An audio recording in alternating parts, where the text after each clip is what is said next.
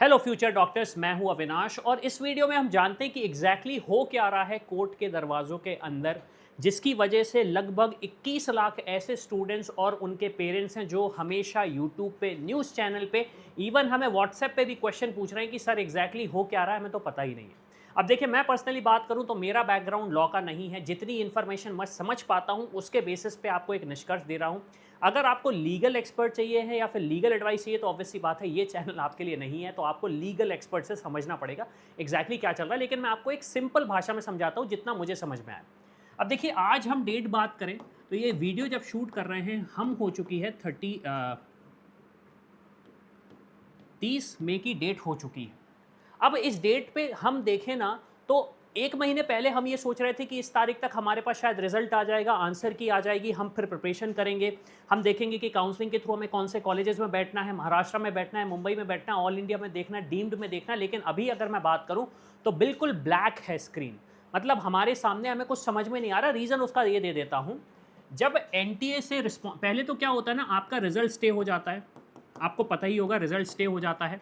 फिर high court बोलता है कि नहीं नहीं, रिजल्ट स्टे करना सही नहीं है। तो वो कहते हैं कि ठीक है, जो स्टूडेंट्स अफेक्ट नहीं हुए हैं उनका रिजल्ट स्टे, मतलब जो स्टूडेंट अफेक्ट नहीं हुए उनका रिजल्ट स्टे नहीं करते। जो स्टूडेंट्स अफेक्ट हुए हैं हम उनके स्टे पे रिजल्ट करते हैं। और एनटीए से एक रिस्पॉन्स मांगते हैं कि क्या सही सेट ऑफ एक्शन होना चाहिए, कोर्स ऑफ एक्शन होना चाहिए, ताकि उनके साथ भी एक फेयरनेस हो। अब एक फिगर हम समझ लेते हैं। एक मैं राउंड फिगर की बात कर रहा हूं, एक्चुअल फिगर वेरी कर सकता है। 2000 स्टूडेंट मान लीजिए अफेक्ट हुए थे उस सिचुएशन से। कितने स्टूडेंट्स ने एग्जाम दिया था? 21 लाख स्टूडेंट्स ने एग्जाम दिया था। अगेन एक फिगर पर डिस्कशन कर रहा हूं, ऑफिशियल डेटा नहीं है इसका। ऑफिशियल डेटा पब्लिक डोमेन पे नहीं है इसका। 21 लाख स्टूडेंट्स तो ऑब्वियस सी बात है, 2000 स्टूडेंट्स के लिए 21 लाख स्टूडेंट्स का रिजल्ट अफेक्ट नहीं होना चाहिए, उनकी प्रोसेस अफेक्ट नहीं होनी चाहिए। लेकिन अब यहां पे दिक्कत क्या आ रही है? दिक्कत ये आ रही है कि जब आपका रिजल्ट अगर थोड़ा सा डिले होता है तो अगेन सारा प्रोसेस डिले हो जाएगा। काउंसलिंग डिले होगी, काउंसलिंग डिले होने के साथ साथ एडमिशन प्रोसेस डिले होगा। तो जो क्रोनोलॉजी लास्ट ईयर हुई थी वही रिपीट होगी। दूसरी चीज़, स्टूडेंट्स का ये भी कहना है कि सर क्या रीनीट होने वाला है? तो देखिए, मैं अपनी पर्सनल कैपेसिटी पे जितना बोल सकता हूँ, आंसर है रीनीट तो नहीं होगा।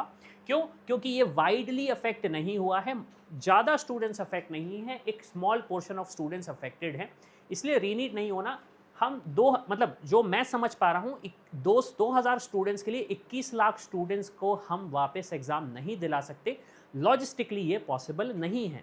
तो अल्टीमेटली होगा ये कि आपका या तो रिजल्ट डिले होगा अगर प्रॉपर रिस्पॉन्स नहीं आया। क्योंकि देखिए, हियरिंग 29 को वापस होनी थी, उसमें रिस्पॉन्स नहीं आया, डिले हो गई हियरिंग या फिर पोस्टपोन हुई है, जिसकी वजह से जो रिस्पॉन्स आना चाहिए था, जो एक्शन होना चाहिए था, वो नहीं हो पाया। तो अगेन फिर प्रोसेस आगे बढ़ गया। अब अगर हम बात करें रिजल्ट कब आना था, तो रिजल्ट देखिए, आपका जो एक्सपेक्टेड रिजल्ट था वो 14 जून तक आ जाना चाहिए था। लेकिन अभी हमारे पास आंसर कीज भी नहीं आई हैं। अभी हमारे पास आंसर कीज भी नहीं है। लास्ट ईयर 4 जून को रिजल्ट आ चुका था। लास्ट ईयर 4 जून को रिजल्ट आ चुका था। तो अब होगा क्या? रिजल्ट अगर डिले होगा तो ये डेट भी बढ़ेगी आगे, या फिर हो सकता है अगर कंक्लूजन जल्दी निकल जाए, अगर कंक्लूजन जल्दी निकल जाए तो फिर रिजल्ट डिले नहीं होगा। रिजल्ट डिले नहीं होगा तो काउंसलिंग डिले नहीं होगी। तो एट प्रेजेंट बात करें तो जितना कंफ्यूज्ड आप हैं उतना कंफ्यूज्ड मैं भी हूं। अभी कोई भी कंक्लूजन नहीं निकला है। अगेन ये लीगल एस्पेक्ट से मैंने वीडियो नहीं बनाया था, ये वीडियो मैंने पेरेंट्स और स्टूडेंट्स के पर्सपेक्टिव से बनाया था कि जितना नॉलेज मुझे है मैं आपको दे सकूं, समझा सकूं कि एग्जैक्टली क्या होने वाला है। अब सवाल ये आता है कि इस सिचुएशन में मैं क्या करूं? जब मैं स्टूडेंट अफेक्टेड नहीं हूं तो उसमें मेरी क्या गलती, मैं समझ सकता हूं।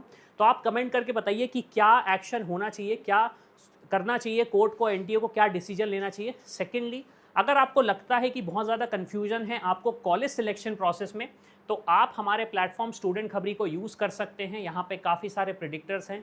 इन प्रिडिक्टर्स को यूज़ के अभी भी ये फाइंड आउट कर सकते हैं कि बेस्ट से बेस्ट ऑप्शन क्या होगा, ताकि प्रॉपर रिसर्च होगा। इसके साथ साथ अगर जब काउंसलिंग स्टार्ट हो जाएगी तो काउंसलिंग कब होने वाली है, किस वेबसाइट पर रजिस्टर करना है, कितनी सीट्स हैं, ये इन्फॉर्मेशन अगर आपके पास नहीं है, नहीं चाहते हो कि यूट्यूब के नोटिफिकेशन पे डिपेंड करो, क्योंकि बहुत सारे नोटिफिकेशन आते हैं, तो आप हमारे व्हाट्सएप रियल टाइम अलर्ट्स को सब्सक्राइब कर लीजिए। आपके व्हाट्सएप नंबर पे आपको सारी इन्फॉर्मेशन टू द पॉइंट आपको डायरेक्टली मिल जाएगी, जिससे आपसे कोई भी इन्फॉर्मेशन मिस ना हो।